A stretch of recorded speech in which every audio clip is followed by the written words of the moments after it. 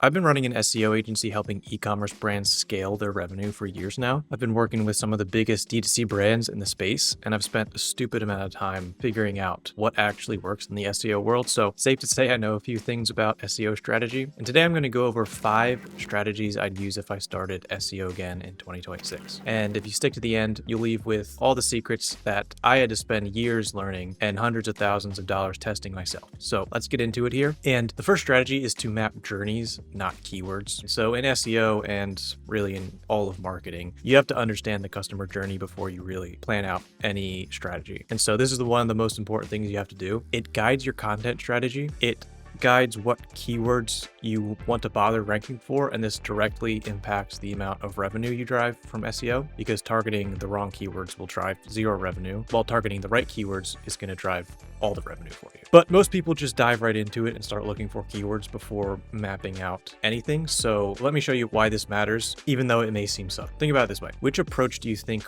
would work better? A brand just targeting 50 random keywords that are kind of related to what they sell, or a brand that maps out the entire customer journey before picking out all those keywords? When you map out the journey, you stop competing on individual keywords and you start building authority around entire topics. So let me show you what this might look like real quick. Mapping out the journey just means mapping out the funnel, right? Everything can be simplified down into a funnel in marketing, right? So you obviously have the top of funnel, the middle of funnel, and the bottom of funnel. When you're going through this exercise, the one thing I want to point out, because obviously this is a very simple concept, I think we all understand this, in the context of e-commerce SEO, I think people get too caught up sometimes with this middle of funnel topic here. Sometimes this is important, but oftentimes it's not. And I think a quick rule of thumb here to go by is if your AOV is like greater than, let's say, $250, then you probably do have a meaningful middle of funnel. So you do want to go after it. But if it's less than $250, most people aren't going to spend an insane amount of time in this middle of funnel step, right? They're just going to,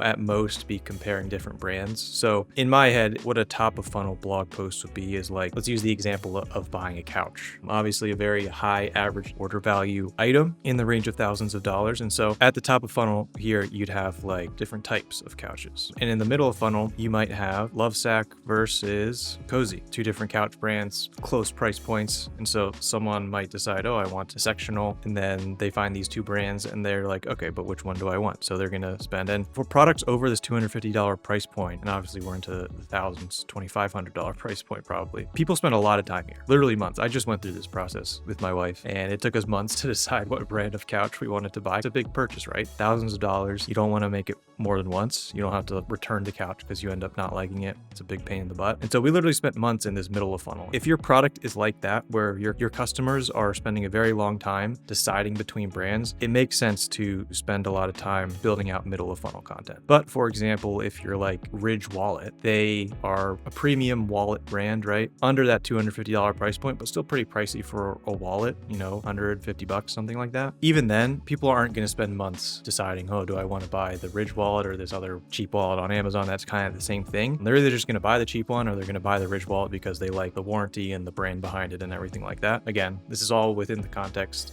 of SEO and building out SEO specific content. It doesn't really make sense to spend a lot of time in this middle of funnel. You'd want to build out blogs that are different types of wallets, metal versus leather wallets, whatever, I don't know. It makes more sense to build out that to capture the demand before people start figuring out the different options they have when they're looking for a new wallet, and then building out content in the bottom of funnel, which is like, okay, someone's decided they want a slim metal wallet. So you want to build out a collection page targeting slim metal wallets to, one, get your brand name in the consideration phase when someone's right at the top of the funnel, and then they'll decide relatively quickly and just move straight to the bottom of the funnel. They know what they want, they're going to search that, and so you want your products to show up there. There's not a ton of content to build out in this middle of funnel stage. That was kind of a long tangent for that, but that leads directly into the second strategy. Once you've mapped out the journey, you need to build content systems around each level of the funnel, not just one-off posts, right? Because finding consistency in content production is pretty difficult, but it's also essential to building building authority over time on Google, because Google, of course, much prefers suggesting a website that it sees is constantly being updated over a website that never updates or just updates sporadically and kind of randomly. So if you can really nail your content production, it's gonna just help you be favorable in the eyes of Google for your specific niche, because it can see that you're constantly trying to improve the website and add more value. And ultimately, Google's business is in the business of serving people the right information. It's gonna much prefer serving a website that's constantly updated with the newest updates in whatever niche you're in versus a website that hasn't been updated in months. You have to build systems around each one of these steps in the funnel. The way you do this is you need to map out what types of content exist at each stage of the funnel. So we're just going to ignore middle of funnel because of everything I just talked about for now, but you can follow the same process for middle of funnel if you happen to be in that price point where it's necessary. But for top of funnel, there's a bunch of different types of blog posts that potentially rank are good like templates for building out content. The classic examples are like best X for Y, best protein powder for weight loss is the example I use. X brand versus Y brand. People are always looking at comparing different brands. Product buying guides. This could be more middle of funnel, could be top of funnel, again, depending on the type of product you're selling, but it could be a long guide on how to pick out the right couch that you want, or it could be a guide on like why spending a few extra bucks on a quality wallet is worth it versus just buying the one on Amazon. So you have a bunch of different options here. Just do a little Googling, figure out what your competitors are writing about, figure out what questions people are asking about the types of products you sell, and you can pretty quickly narrow it down to like a few classic templates like this that are worth writing about. One thing I would say is in the beginning, it's going to be very easy to keep this very product focused. And I think you want to try your best to keep every blog you write as product focused as possible, because ultimately the intent of the blog is to push people down the funnel and make them eventually buy. And so if you're kind of closer to the product, it's going to be easier to do that. If you have a more like philosophical topic you want to write about, that's fine. But for the purposes of like driving revenue, keep the blog topics as close to the money as possible. For the bottom of funnel, it's pretty simple. On one hand, you have the collection pages targeting general terms people are searching within your niche. So in the case of the feed, for them, a general term would be like energy gels. You want to get a collection page ranking for the term energy gels because that is what most people are searching when they're exactly sure what product they want to buy. And this is probably 80% of searches, bottom of funnel searches. And then you have product pages that are obviously targeting the exact name of a product. And if you are a brand that's selling your own products that you put your own brand on, these are all going to be branded terms, and so really should be really simple to rank for. I wouldn't spend a lot of time optimizing product pages. If you're more of a marketplace e-commerce brand selling other people's stuff just on one website like Amazon or the feed, then I would spend a good amount of time optimizing, making sure that most of the time the name of the product is going to be the keyword you want to optimize for. But it's always good to double check, because sometimes the thing that people call the product and search for when they're looking for it isn't the exact same as the exact product name. A good example would be like Sony products. They have these headphones, or like the WX12345, whatever. I don't know the exact name, but they have these weird long strings of letters and numbers as their model number. Very few people are searching that. You do obviously want that in the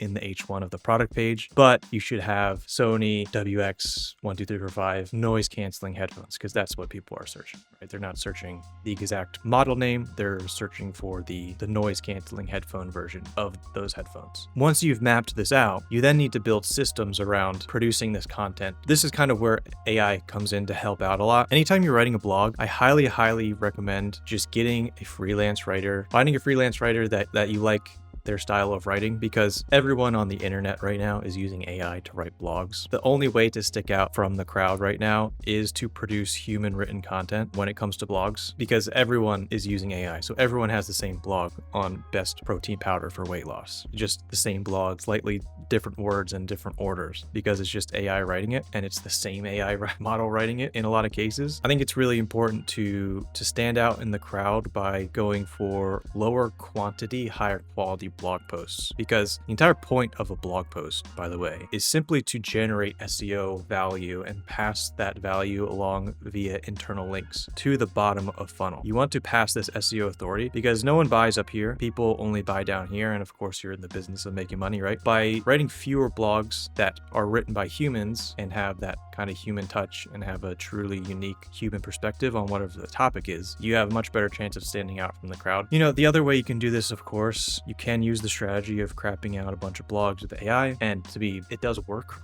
Right now, Google actually just released another update, December helpful content update, that a lot of websites got hit that were kind of using the AI blog strategy of just producing as many pieces of content as possible. So just to future-proof yourself from future Google updates, I think it makes sense to find a freelance writer, pay him $100 or $200 per article, write 4 articles per month instead of 20 with AI, because you'll have a much better shot of generating that SEO value that you're trying to generate to then pass on to the bottom of funnel. If you're just writing a bunch of AI slop, in my opinion, it's not really worth the time to do that, because you're not really generating a whole ton of SEO authority and value that you can pass on to the collection pages with internal links. And so why even do it in the first place? I would recommend human written content, freelance writers, or you can write it yourself, but you probably don't have the time for that. For collection pages, I recommend the opposite. This needs to be done at scale and quickly. And so really the only way to do this, and it's very templated, right? It's not a different topic each time. It's just the same type of type of page rather, that you're building out each time. And so it's very easy to batch this out with AI. I have a whole video on that you can go watch. I'm not going to get into it here, but just make sure it's in your brand voice. You're answering people also ask FAQs within the content so that you have a better chance of standing out. Here, the reason AI is fine here is because the purpose of the content on the collection page isn't necessarily to build SEO authority. I mean, obviously you want these pages to rank well. The purpose of writing this content is really to create an internal linking map and architecture that tells Google which pages on your site are the most important. And so you are adding some value with answering these people also ask FAQs, and Google finds that helpful, and a human reading it would find it helpful. The real reason for this content is to create opportunities to internally link between collection pages, which is something that pretty much no e-commerce brand is doing right now unless they are actively doing SEO. If you're not actively doing SEO and talking to people to know what they're talking about, you probably aren't doing this. I would say 99% of the websites I look at aren't doing this. Having these two systems, the human written content with just a freelancer who can do it on a consistent basis and post for you, and then having an AI system build out the collection pages on a weekly basis, targeting new bottom of funnel terms that you weren't previously targeting, are the two easiest ways to systematize this so that you never go a week without posting something new on your website. Once you've mapped out the customer journey, you've figured out what types of content is best to write for each stage of the funnel, you're now ready to pick keywords and start building topical authority before you branch out super wide. I would go deep on each topic and focus on a specific topic, build out authority within that topic before spreading out. This is strategy 3, is build topical authority before you branch out. The reason you want to go deep on a topic before branching out is because Google relies on the structure of your website content and the internal links within it to understand, one, what pages on your site are important, but also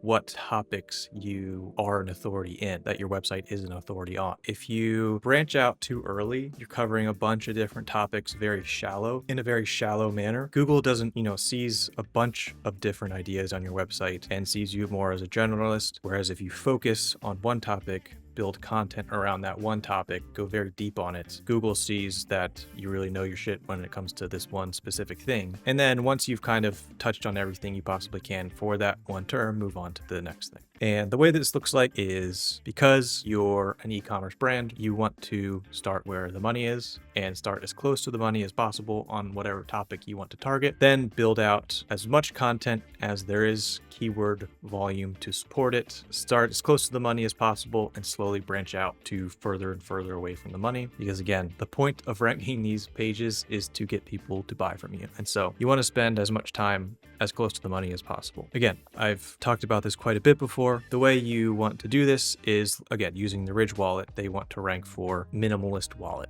right? That probably has a ton of search volume, super competitive, and is going to take a while to rank for. And so I would call this a wildly important keyword. If they were to rank first for it, would drive a meaningful amount of revenue for them. That is the basis of the topic you want to go for. Now, most people, if it's an important keyword to their brand, they already have a collection page targeting it. So you don't have to do much in this area besides optimize this page for that keyword that you want to target. But then what you do is you start building collection pages targeting longer tail versions of that keyword. So minimalist wallet for men, minimalist wallet for women, minimalist wallet made of metal, minimalist wallet with MagSafe on it, whatever. I'm using Ridge wallet because I recently bought one, so what's on the top of my mind. Point is, build a bunch of collection pages targeting those long tail versions of the main wildly important keyword to just kind of create coverage targeting all the different possible ways people are searching for minimalist wallet. And this is what I would call a MIC, or a mildly important keyword. This is just the internal terms that we use at our company. And this is like the second layer that I would focus on, because again, these are still very revenue focused keywords, but they are individually would drive less revenue than the single main keyword that we're trying to rank for. And the important thing to know here is that all these collection pages are going to be internally linked between one another, just so Google knows that these are all related pages. You don't have to rely on the H1 and the content on the page for Google to know that they're related. You're literally telling it. The less you make Google guess about your website, the better chance you'll have ranking. It's just an algorithm, right? The better data you feed it, the better you'll do. And so they're all linked together. Most importantly, the very first internal link on each page is pointing towards this main collection page. Think of all these as individual votes from all these different pages on the website saying, this is the real page that's important. This is where we're experts on. These are just subtopics of this one main important concept that we're experts on. Once you've run out of like long tail collection page topics, personally, the way we work in our agency is we'll move on to the next wick for whatever product would be the next most important, just because we're in the business of driving revenue for you, not necessarily building topical authority. In terms of driving revenue, this is kind of sufficient for building authority at the bottom of the funnel. And so I would move on to the next. You know, it's not like working on one and then I'm working on the next thing and I never work on this thing again. While we're working on the next cluster, I would call it, we'll be writing blogs about this topic and other topics from past clusters, just to make sure we're covering our bases, right? We're building blog posts targeting top of funnel questions within this cluster. And again, first internal link, all pointing towards this main collection page. That would be like covering all possible bases within whatever topic you're trying to become an authority on. And the great thing about this is once you finish one, you move on to the next. Just over time, you end up casting this incredibly wide net of interlinking topics. And, you know, there's internal links between each cluster as well. So there's no orphan pages on the website. They all point to their main wicks. You just get in front of people every possible way that they're searching for your products, or every possible way they're trying to solve a problem that they have, maybe without even knowing about your brand in the case of some of the top of funnel stuff. And this is the way you drive revenue with e-commerce SEO. If you combine everything we talked about so far, this is what we do for our clients on a weekly basis. This is the strategy. I just gave you pretty much 99% of how we drive revenue for clients. I'm not gatekeeping anything here. There are a few other things we haven't talked about, which we'll get into now. Strategy 4 is going to be get backlinks, and strategy 5 is about technical fixes, which I'll just cover really quickly. When it comes to getting backlinks, there's kind of this debate in the SEO community of, do you earn backlinks organically or do you buy them? There's two very vehemently opposed sides to this debate. On the one side, you have people, super white hat SEOs, say only way to get backlinks is to create content that earns backlinks organically. Yeah, obviously that is the best way to earn a backlink, but one that's kind of like saying the best way to get views on YouTube is by going viral. Yeah, of course you're going to get the most views by going viral on YouTube. It's easier said than done, right? If you're not a big brand, you're not Mr. Beast, it's really, really hard to create content that gets linked to organically. Not saying you shouldn't try to, of course, try to do this, but while you're doing that, in the meantime, it's worth it to go and buy backlinks to your website, right? If you're not Mr. Beast, in the meantime, it makes sense to just produce content consistently, which is a tip I could take for my own YouTube channel, but it makes sense to create content consistently, and then eventually one of them goes viral. And I think the reason there's this whole debate is because there is kind of a bit of confusion around what buying a backlink means. There's a good way to buy a backlink and there's a bad way to buy a backlink. Google has no idea how you earn a backlink to a really authoritative site or a site that's relevant to your niche, right? If I'm buddies with Jeff Bezos and he's like, hey man, throw me $100, I'll give you a link to your domain on the homepage of Amazon. Google's not going to know I gave him a $100 bill to get my link there. It just sees like, hey, Amazon's a huge brand. It's relevant to this dude's website, right? If you get a backlink from Amazon, it's going to boost your website a ton, and Google's none the wiser that you paid for that backlink. And so that is the good way, so to speak, of buying a backlink. The bad way to buy a backlink is to buy backlinks from websites that exist purely to sell backlinks. In other words, a link farm, or from like a private blog network that again is just a group of websites that exist pretty much purely to sell backlinks. The reason you don't want to buy it in this way is because it's kind of risky. One, they're low quality, which at best doesn't do anything for your website, and at worst can get you in a little trouble. Just real quick, thinking about private blog networks, it's this group of blogs that are all related, all owned by the same person or company or whatever, and exist purely to sell backlinks. They all pass a bunch of backlinks back and forth to each other, so they all have like relatively high domain authorities. Even though they don't get a ton of traffic, they are valuable in the eyes of Google because they all have lots of backlinks. You know, you get one backlink from a PBN like this, if this is your site, it's not a huge deal. It's not going to be worth much because Google can kind of fish this out. It's going to help you in the short term. But one thing Google is getting better and better at is sniffing out these private blog networks. If you have one or two backlinks from it, not a big deal. Google will just take down the private blog network and your site won't get affected. But if you've been buying links from this blog network for years and you have hundreds of backlinks from this collection of websites, now all of a sudden what happens when Google discovers this network is you look a whole lot like all these other websites.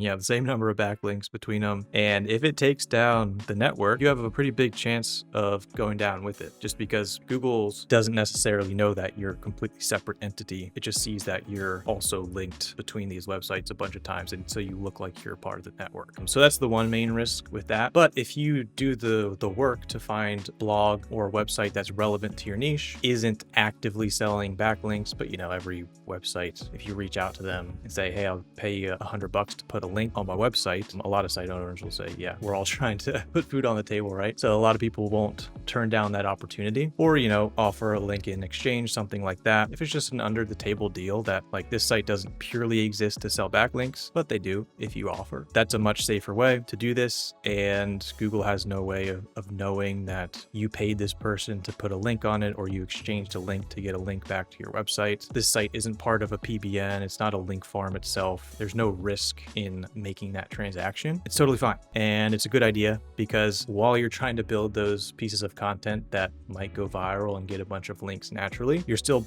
building brand authority by doing these trades, whether for money or for backlinks, to build authority on your own site. That's what I think, at least. Yeah, I mean, what you want to do is you want to find websites that are relevant to your niche, have good domain authorities themselves. Generally, good just means higher than yours. If it's higher than your domain authority, it's worth building that link. And in some cases, if it's lower, it's fine. But the other thing is it has consistent monthly traffic. And the one thing you want to look for is a graph that kind of looks like this, not one that looks like this. Because eventually it's going to go down or like this. You want to see like consistent traffic, even if it's not growing, just as long as it's consistent and not clearly being gamed by some other way, because that's a telltale sign that the site is a link farm, and you probably want to stay away from it. At a high level, what you want to do is try to get links naturally with really great content. But while you're doing that, go out there, find some opportunities to trade some links under the table and build authority that way. It's just the best of both worlds, right? It's not a one or the other. No matter how many people give you their opinion, it's never black and white, as with anything in life. And lastly here, strategy 5 is fix the technical issues on the site. This is a bit of a touchy subject because a lot of SEO agencies out there exist purely to fix technical issues on your website. I've talked to a lot of people, actually in the past week, I've heard this a few times, which is kind of unusual to hear it so many times back to back, but these people are paying SEO agencies who exist purely to fix technical issues on their website. And in one case, one person told me they haven't changed anything in 6 months, but they're still somehow charging them money month to month in case a technical issue pops up. This is just a huge waste of money. Like, if an SEO agency's main deliverable on a month-to-month basis is fixing technical SEO issues for you, they're not an SEO agency. They're just trying to take your money month to month and do nothing for it. There are certain technical issues that need to be addressed. There are truly indexing issues that can pop up.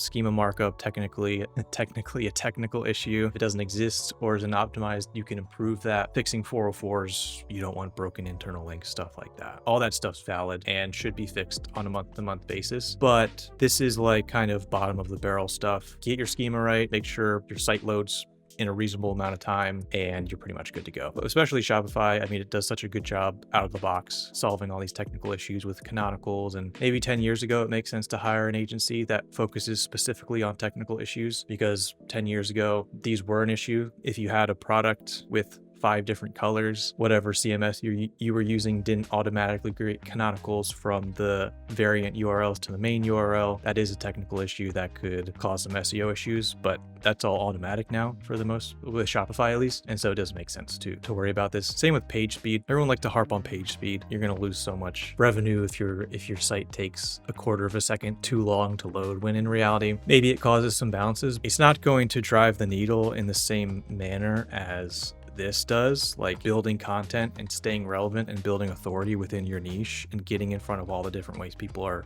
searching for you. This is going to have a way bigger impact on your bottom line and your top line than making sure your website loads a quarter of a second faster. Moral of the story is stay away from an agency that mainly promises technical fixes, or on the other hand, some maybe do this, but spend a month or 2 fixing technical issues at the start, when in reality, they could have spent those 2 months building authority. And we all know SEO takes some amount of time, and so the earlier you start, better it'll be. These are the 5 strategies I'd use if I started SEO again in 2026. And look, if you're running an e-commerce brand and you know SEO should be driving more revenue for you, but you're just not sure where the gaps are, that's exactly what we help with. We work with brands to build SEO strategies that aren't just about rankings, they're about driving revenue. And we're going to map the entire customer journey for you, build content systems that actually convert, create the systems to scale that content without you having to do anything. So if that sounds like something you need, reach out and let's talk, and let's figure out what's actually possible when you approach SEO the right way for your business. But whether you work with us or not, here's what I want you to remember. The best time to start building out everything we just talked about, building out your SEO foundation, was 2 years ago. The second best time is right now. Like I just said, SEO takes time,